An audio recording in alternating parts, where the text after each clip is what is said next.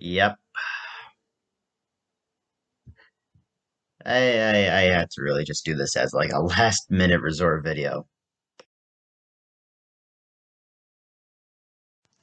All right, so over the past few weeks, while we're like filled with new releases.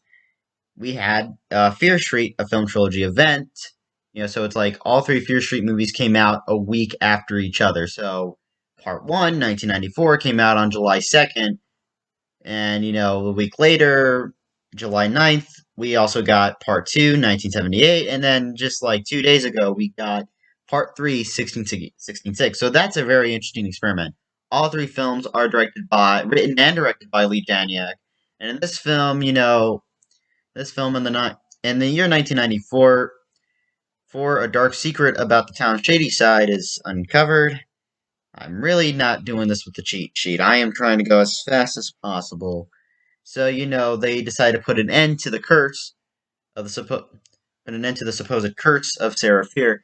And what's weird was I'm just really recording this video. I did talk about these movies. I was originally planning on doing a combo release of me talking about the films, all filled with spoilers. I don't really want to give too much away now because I can't. And the video was so long. The video was so long that to the point where I just unfortunately lost my patience. Because I had recorded it, and then they were all 18 to 20 minutes long, each separate section of the films that I was talking about.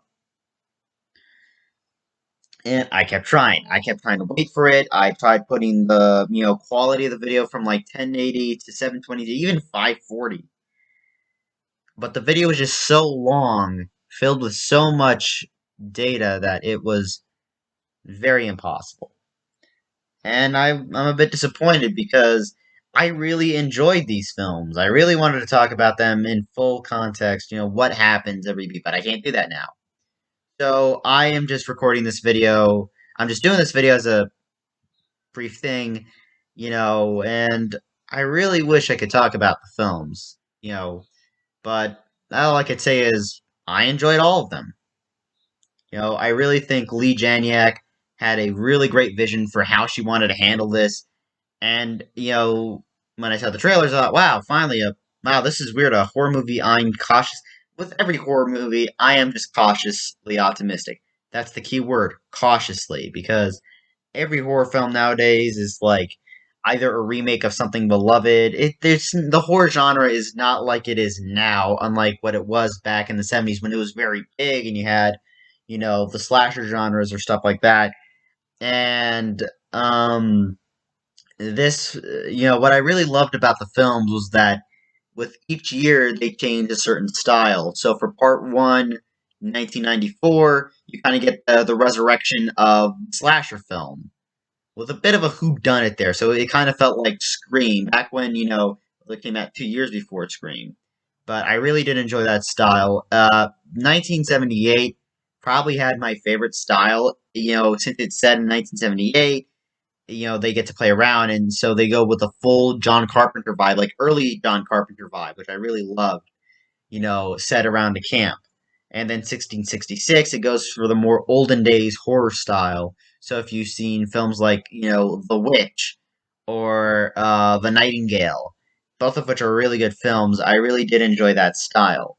Everything about this is amazing, and it's all well shot, with these anamorphic lenses, so it feels like a film that was shot decades ago. It felt like it does take place in that decade, and the horrors, the scares are not cheap. It's not cheap. There are some times where you notice, okay, maybe I'm starting to notice where this is coming from, but I enjoyed the hell out of these movies. And like I said, it really sucks that I can't talk about the entire movie without spoiling it. I feel like the best way is for you guys to watch it and then make up your minds. But let's talk about one thing. The acting was really good by the performances, and a lot of these are some of these are actually newcomers that I'm actually going to look them up. Hold on a second. Let me just pause the recording.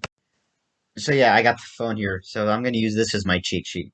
But yeah, a lot of the performances were really good. Including a few people I did not know. Kiana Madeira and Olivia Scott Welk. They gave off some really good, really good performances. As some like the kids in this were really great. So like Kiana Madeira, Olivia Scott Welk, Benjamin Flores Jr. was really a show stealer in this.